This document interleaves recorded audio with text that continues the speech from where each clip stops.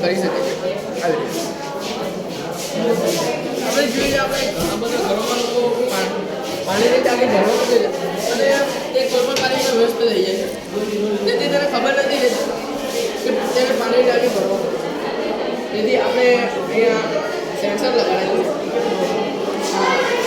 સેન્સરને પાણી આપશે તેમાં અહીંયા લાઈટ તેના કારણે તેને જાણકારી થશે કે પાણીની ટાંકી ભરાઈ ગઈ છે અને તેથી પાણી ઓવરફ્લો પણ નહીં થાય અને પાણીનો દૂષિત પણ નહીં થાય. તેથી તે તેને સમયસર મળે. અને આપણે જાણીએ છીએ કે વરસાદ પડે ત્યારે પાણી ઘણું બધું ગંદુ થાય છે પાણી અને દૂષિત પણ થાય છે. તેને સાફ કરવાનો તેને ખર્ચો પણ ઘણો બધો થાય છે.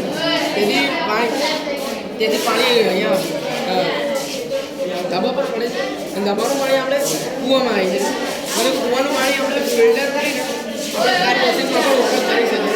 કાર વોશિંગમાં અહીંયા જમા થયેલું પાણી આપણે ખેતરમાં પણ ઉપયોગ કરીએ.